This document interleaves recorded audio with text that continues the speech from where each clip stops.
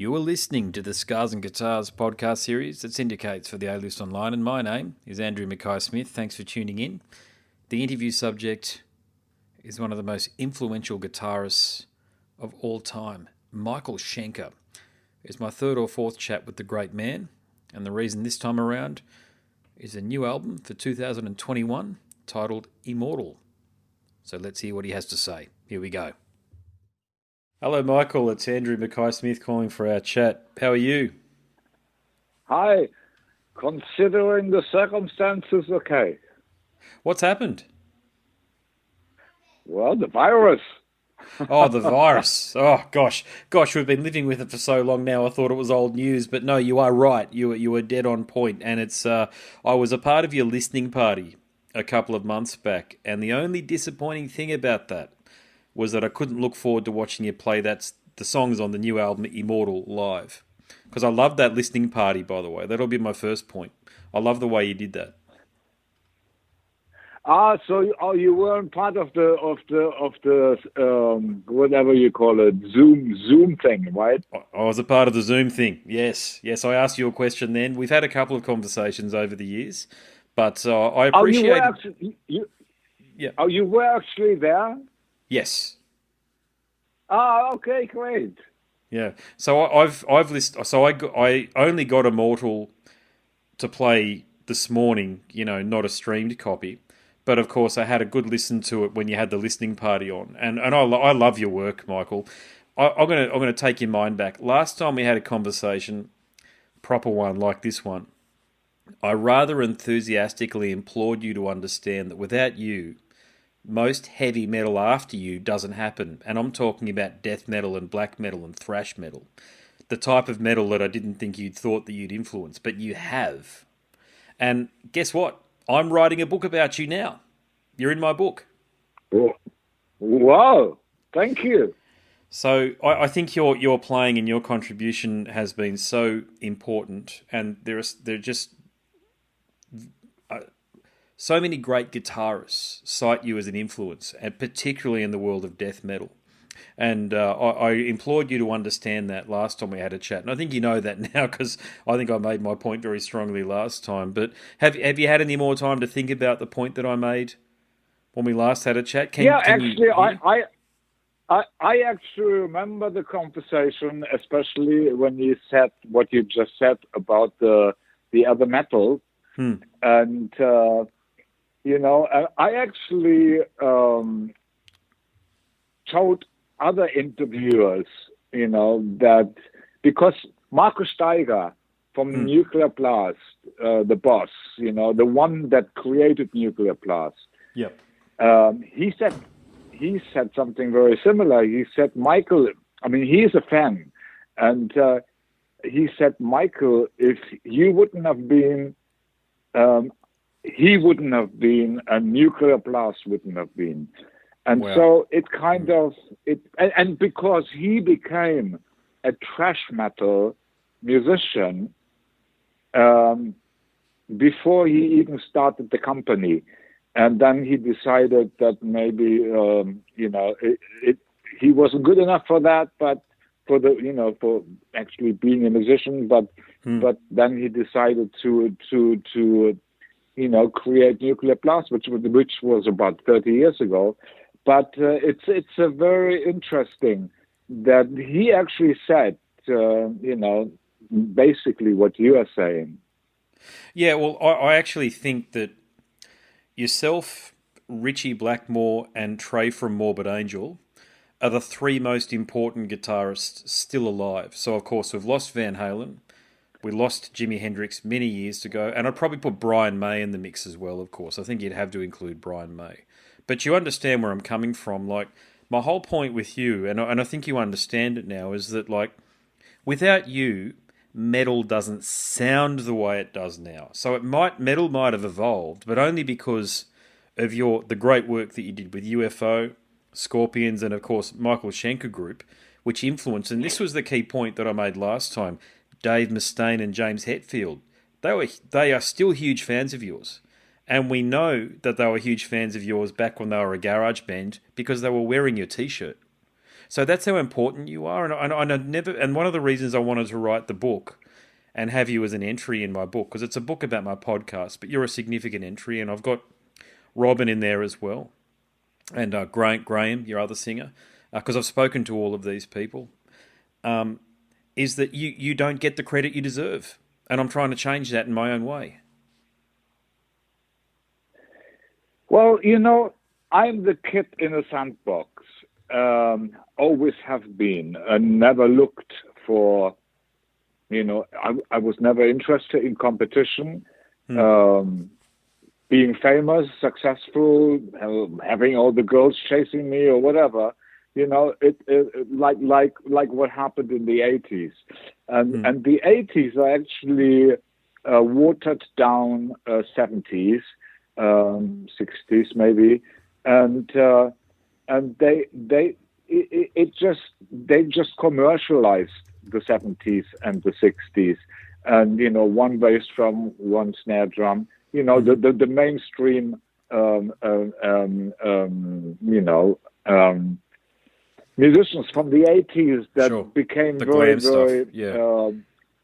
very, and they became, and they actually are the ones that made millions, with commercializing, and then actually the whole 80s was based on commercial rock music, watered down and make it more accessible for the. At that point, the normal listener,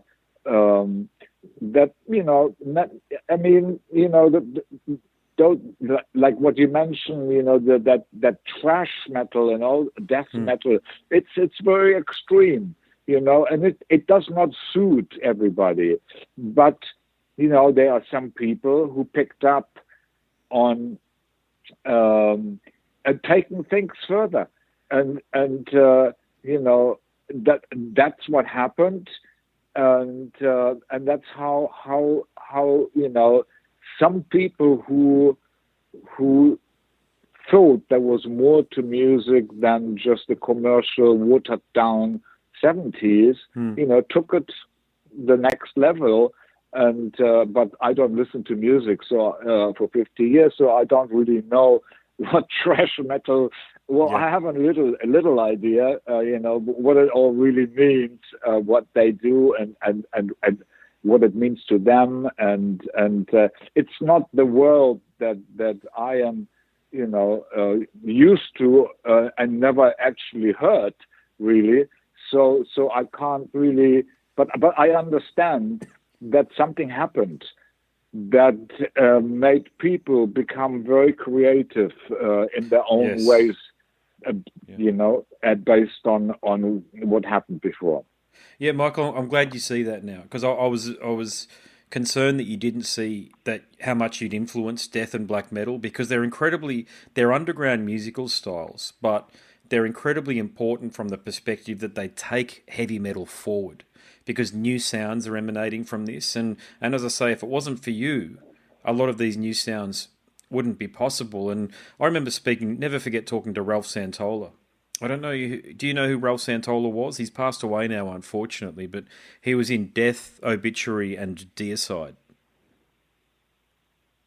Yeah, I really don't know what's out there. I never knew that Ralph Shippers existed until my partner suggested, hey, why don't you try Ralph Shippers, and I when I heard his voice, I was blown away.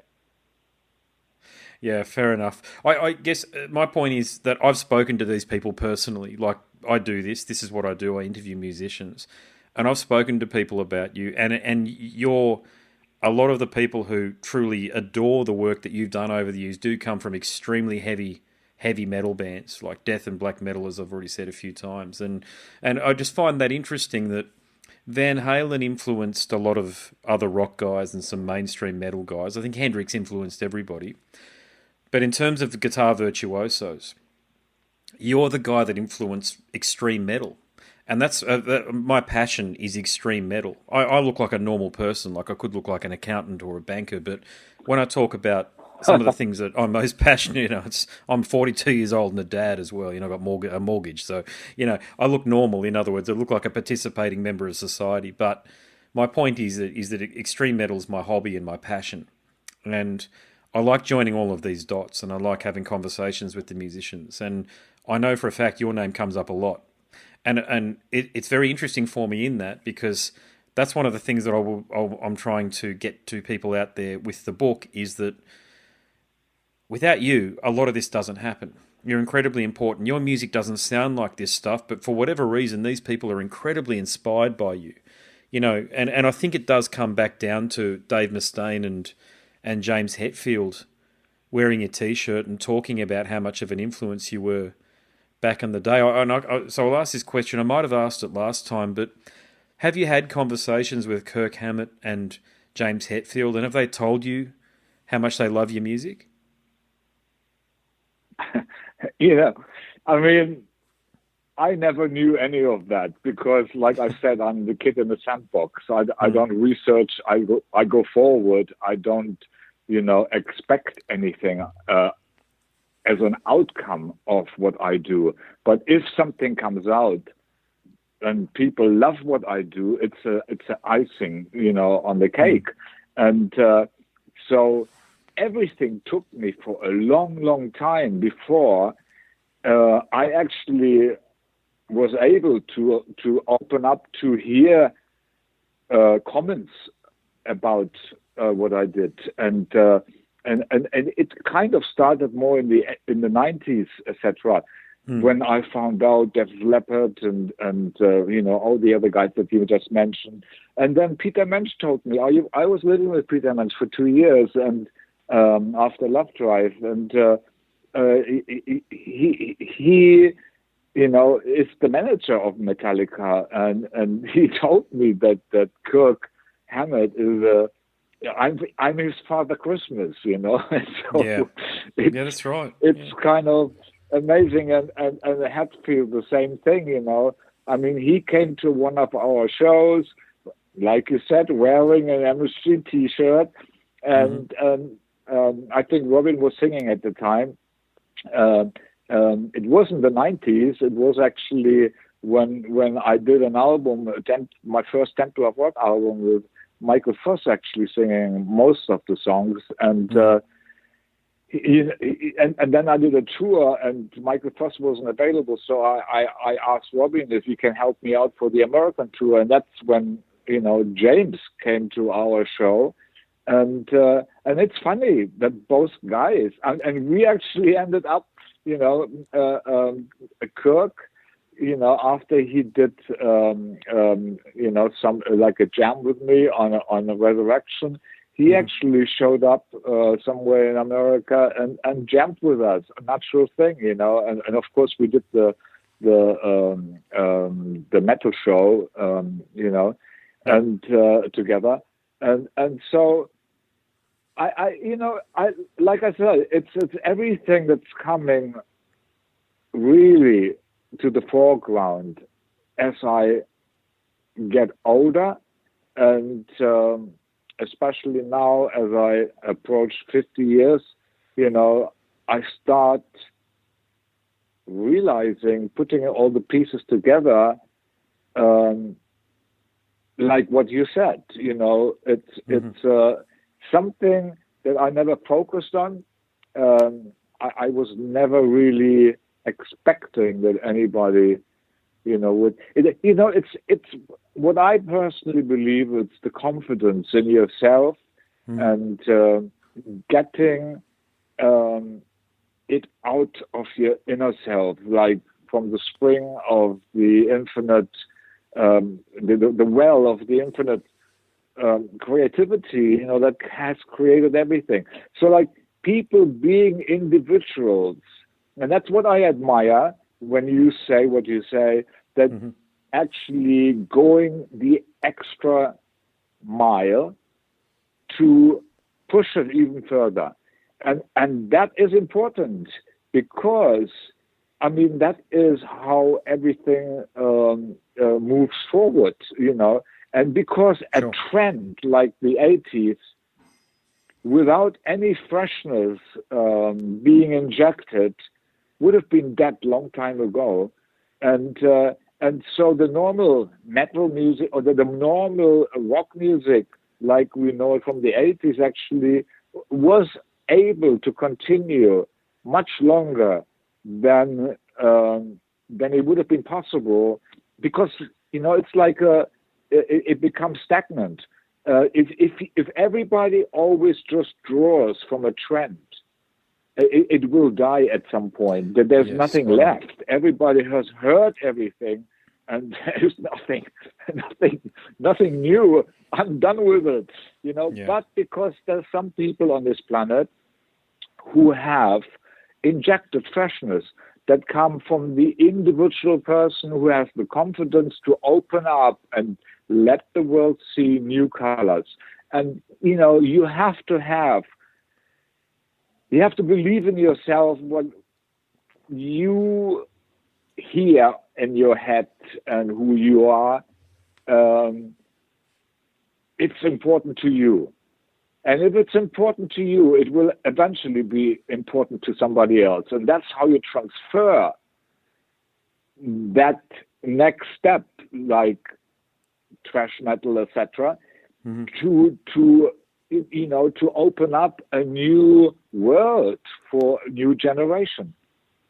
Yeah, originals are inspired by originals. And you said something to me in one of our conversations, and you provided a lot of insight with this here, which probably answers a lot of people's questions about why potentially you aren't more well known than what you are.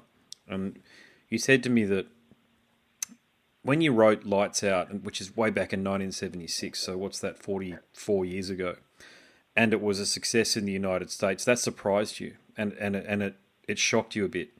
And you actually told me that you ran away because the pressure of success was too much, because you thought, and here's the key word here, the fun was over. That's the key word, because for you, I get it. It's got to be fun, it's got to be exhilarating, and it's got to be exciting, because you felt there was an expectation that you were meant to continue to write hits. So why do you think... you go. Yeah, exactly. Carry on. Oh, I was just thinking, so you are one of the originals, as I've pointed out, but if you had your time over again, do you think you'd change anything in terms of, would you actually, knowing what you know now about the music business and how brutal it is, and you were a very young guy back then, so you actually did know how difficult it was, but you didn't know that there might have been a way to potentially navigate through it and write some hits, but at the same time stick to this true Michael Schenker genius that you've got within you. So if you had your time over again, do you think you'd write some hits and just sort of, stand up for yourself in that paradigm and tell the managers and excuse my language here, tell the managers and the labels to fuck off because you're a unique individual and you've got to mind your own identity? None of these things I actually never really focus too much on. Actually don't. What makes me a little sad is that the promoters and the agents in those days, when I did Lights Out and Run Away, etc., and I ran away from Scorpions, I ran away from UFO, I ran away from Ozzy Osbourne and Deep Purple and everybody, because of all I'm interested in is pure self-expression, period. That's it, and so I know that there is weird stuff going on in the world, but why should I focus on that? I have a much better world than good and bad happens, parallel to each other. And creativity or people who just pose and go for the fame, all of this coexists. That's a duality. That's the polarity the world is built at. Making choices, this way or that way, and yes or no. We always have to make a decision. Even inside ourselves, we have a conversation where we have to decide.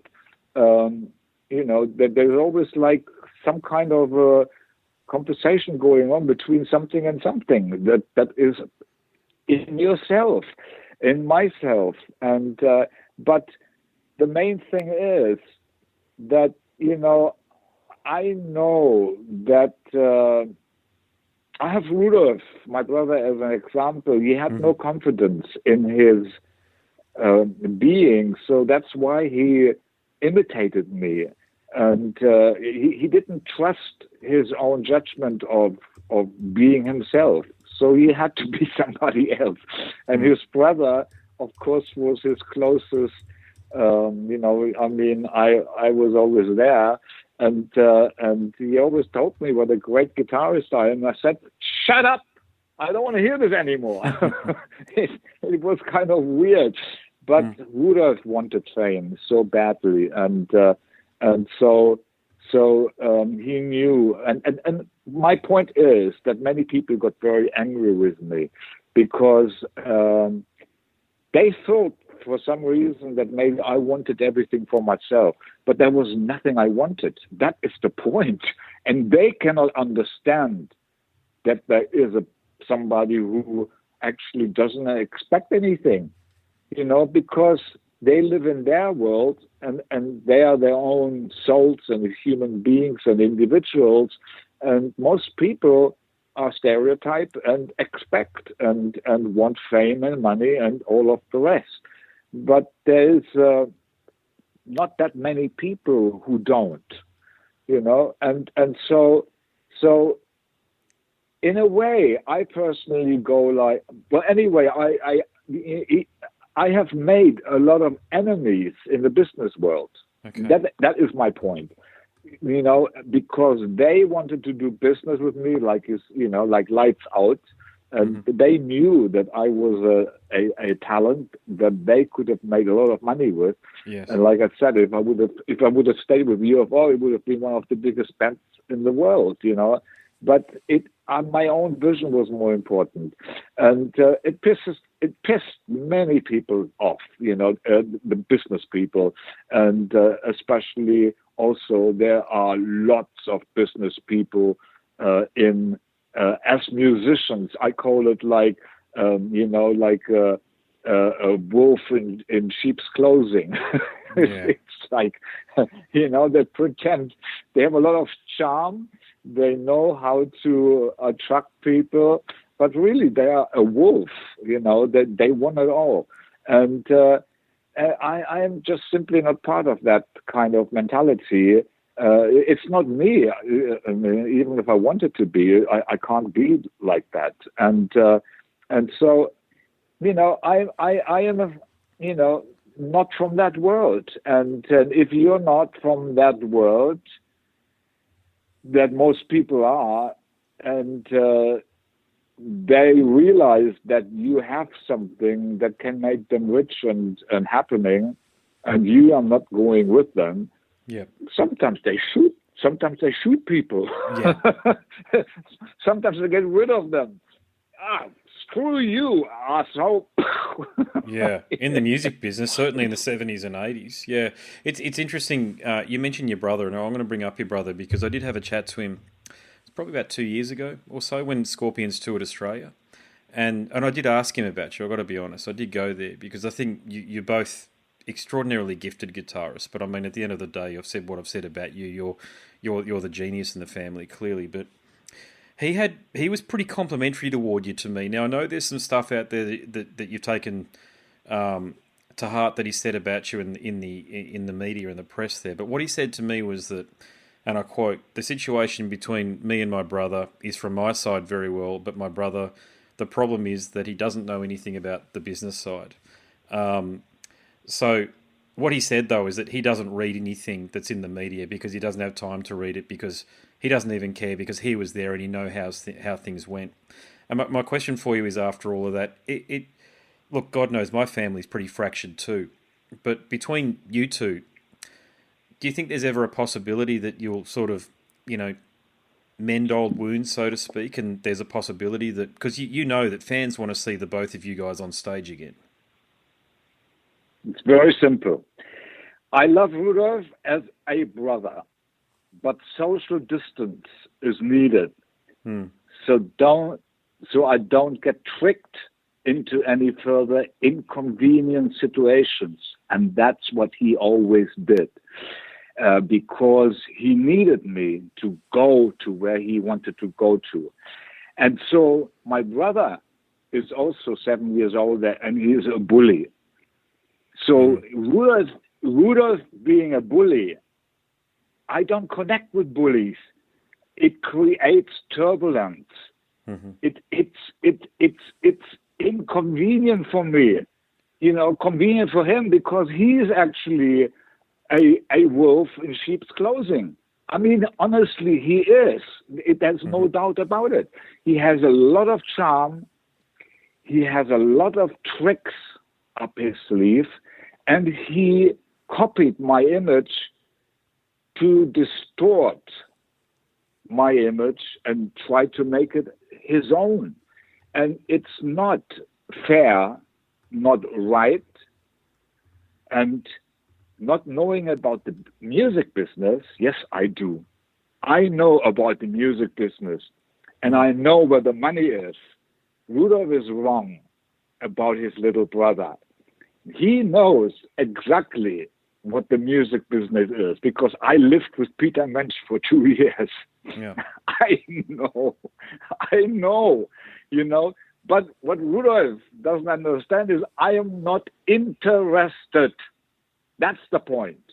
Yeah, gotcha. Yep, and fair enough, mate. Fair enough. And look, I will take it into some positive territory. I don't know whether you know this, but Steve Harris, of course, who's a legend on the bass guitar, Iron Maiden.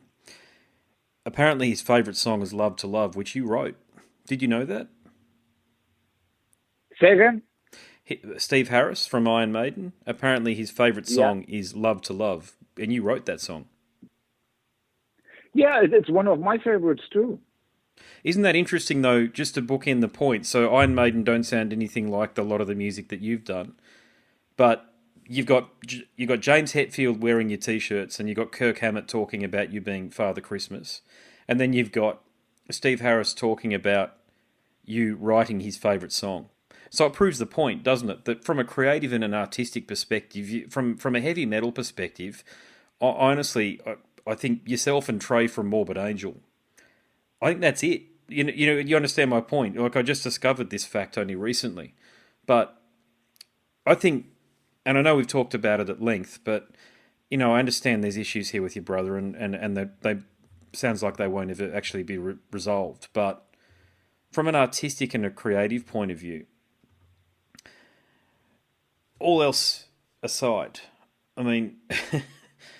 You've just had such an incredible contribution to heavy metal and to rock music over the years, and I'm sort of making a point that I've already made, but I just hope people sort of see that with you. That's all, and because what I want to do, Michael, and I'm going to pitch this now, is I want to write your book. I want to write your biography. I want to ghostwrite it, because I think you do have an extraordinary story, and all of these people are coming out of the woodwork and saying how influential and important you are, and I think the story even that you've got with your brother there, a lot of people can relate to that, because there are a lot of family breakups in the world, a lot of splits because of whether it be business or personality clashes or whatever it might be.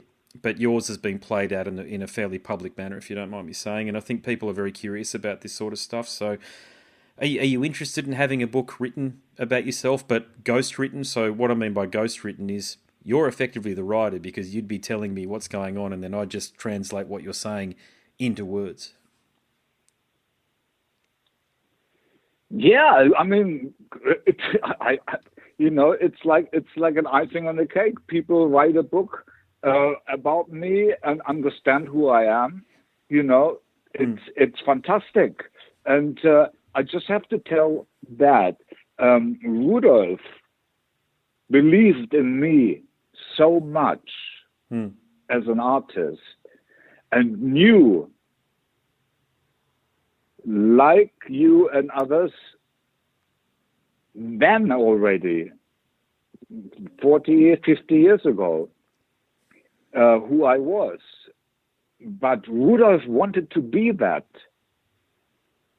And he also is the older brother, and I can understand his point. He always wanted to be Elvis Presley, but I understand his point, being the oldest, letting his mother down, as being also, you understand, also being the one that is the one, and so Rudolf was always very jealous that actually I was my mom's favorite, but my brother was the oldest, and he had to prove that he was, so everything I did 10 years or 15 years before he even got there.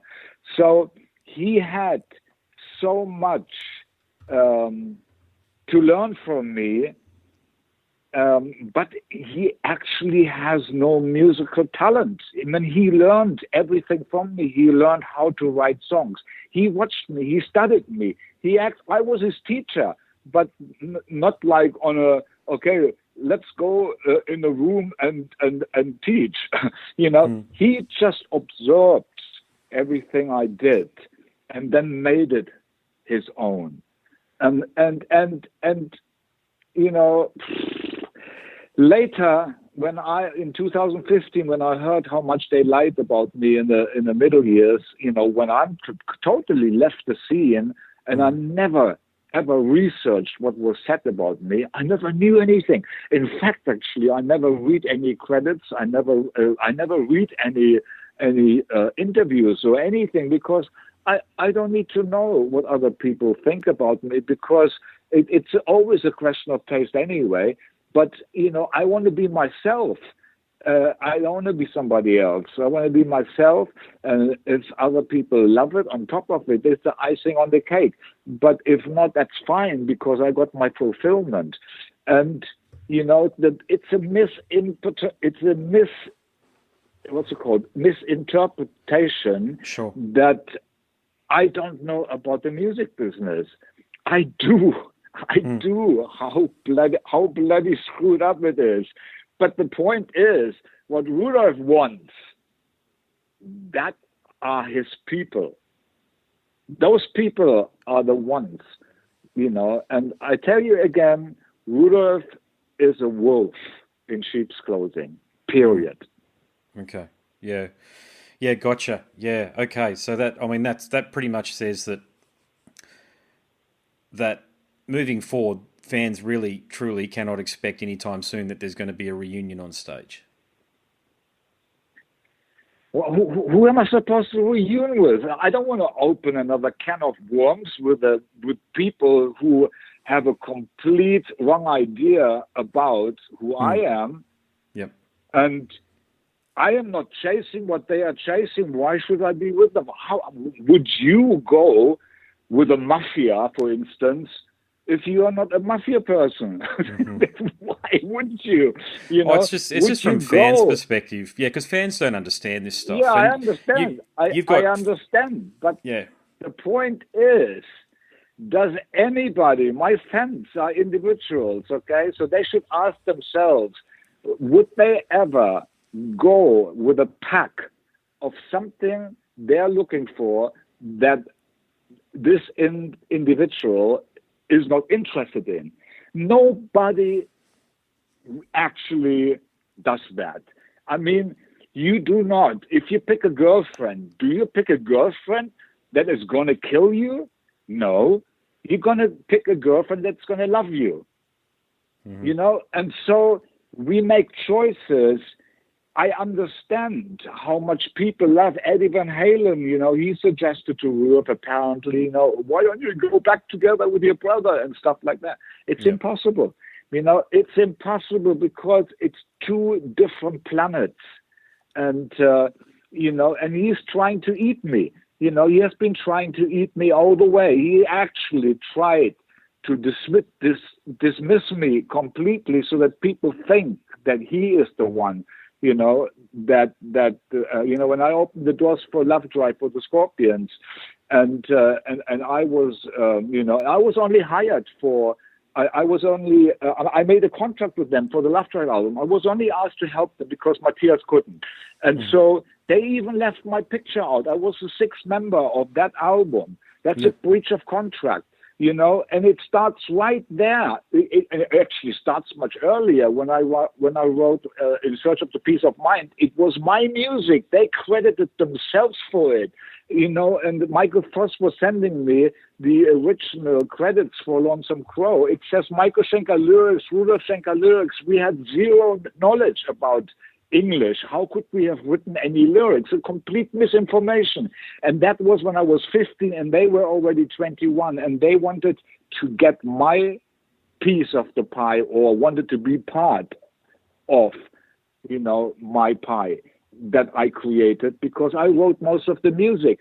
And so that there was definitely a manipulation involved to put wrong informations on the first ever piece of music that I wrote by myself in my mother's kitchen, you know, In Search of the Peace of Mind. Mm-hmm. And it should have said music written by Michael Schenker, lyrics by whoever did. Rudolf always makes sure that it always says, every album, music written by Rudolf Schenker. He never, you know, he always makes sure that his name is there. So all I can say is Rudolf is on the wrong train. I'm not interested in his journey, and it's not my journey. And I understand what you're saying, that people love, you know, brothers being together, you know, like Eddie and his brother and stuff like that. Yep. But our situation is just too extreme. Look, I am a horse. He is a rat. That is polarity. It's the opposite. Mm-hmm. Everything he does is what I don't do, and everything I do, I want to do, is what he doesn't do. Mm-hmm. So it's a complete mismatch in any way. And if I would ever join Rudolf, ever, it would carry on right from the beginning. I would be put back into my place. He would play his charming games with me. He does it in a very funny way. People are enchanted by Rudolf's charm, but that's just about what he has: charm and creepy manipulation techniques, which is, you know. And I tell you one thing. Mm-hmm. I am not bitter about it, because it is not in my way. That is important to understand, because Rudolph's want to be Elvis Presley or the Rolling Stones. Go for it. Okay. More power for you. You know, all my life I've supported Rudolf until I found out how much they lied about me and how angry they were about me, and how Rudolf was trying to distort me with, you know, when I didn't make it to America with them. And that's when he got the idea to have the black and white guitar, blonde hair, and his name is Schenker. So, you know, some of my favorite musicians I don't even know the names of, you know, from the past when I grew up, you know, like I know the name, you know, like Johnny Winter or Roy Geller. Yeah. I don't know what the names are of the other people. So Rudolf and I can look very similar, you know, and so people actually never expected, and actually many people were actually pissed off that I left UFO. And I think many people also said, like, screw Michael Schenker, and we give all the power to Rudolf. So I don't know what happened.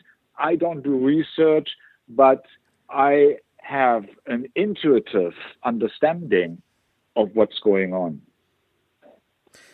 It sounds, though, that said, because of the strength of Immortal, because it's a brilliant album, you've done exceptionally well here with everybody that you've brought in. It sounds like I understand where you're coming from. You aren't bitter about it. You just want to talk about it. But it sounds like as though you're having a great time these days. Maybe I've been following your career for about 20 years or so. And I don't think you've ever sounded better than you have right now. And I think that's because you're living in the moment. Do you think that's true? Well, the middle years was all about experimenting. You know, that's why I left space for Rudolf to do whatever he wants. And so I never followed up on lies or anything. I was focusing on experimenting and following my vision. Electric instrumental albums, acoustic instrumental albums, cover versions with all sorts of different people and stuff like that. I got it all out of my system. It had to be done, regardless, my brother or not, or what he wants. Why should I follow a pack of people? I could have stayed with UFO. I would not have had to go back to the Scorpions. I only helped them, but they took advantage of it over the years, which I found out in 2015. So, like, again, it's like thy will be done, and everything has to come, everything has to come. What is the saying? Everything needs to happen. Yep. Whatever the universe decides, everything needs to happen. And, we are only doing as individuals what we feel is what we want to do. And so it's a choice. And, and if people are more to the right or more to the left, you have that in politicians, I mean, you can never win. There's always, the new president has always got the opposite that try to trash him. And then when he goes the other way around, it's the opposite again. You never know, it's just simply, people have to understand to just simply love and accept the other person's wish and vision and opinion. That's all. I mean, not even opinion, but like to accept each other of who we are or want to be, rather than forcing another person because it's a talent, and it can make that person who is looking for the being a Rolling Stone or being a Elvis Presley, but got let down by his little brother to fulfill his vision. That is his vision. He has to figure out how to do that. But unfortunately, he used me and basically trashed me by distorting my image, but telling everybody else he loves me, and that's his charm. It's the wolf in sheep's clothing. It's not reality. It's not the truth. But the fact is, I am not bitter because I live in a spiritual world and in a forgiving world, and I pray for Rudolf that he will at some point let go of this bullshit illusion that he is living, and he got addicted to that bullshit, and that worries me. And that's why I said in the beginning, I love my brother as a brother. But I need social distance, because the moment I'm together, the moment I speak to him, he already manipulates me. Period. That's the way it is. Yeah. So why would anybody want to connect with a bully? Nobody connects with a bully. People run from a bully. Period. Yeah. Yeah, I'm hearing you. I'm hearing you loud and clear. Yeah, yeah, and it'd be tough for you, I suppose. I have to. I'm sorry, but I have to go. Okay, Michael. Good luck with everything, mate. Next time. Thank you very much. Bye-bye. Thank you, brother. Bye. You have been listening to the Scars and Guitars podcast series that syndicates for the A-List Online, and my name is Andrew Mackay-Smith. That interview subject was the very legendary Michael Schenker. Thanks for tuning in.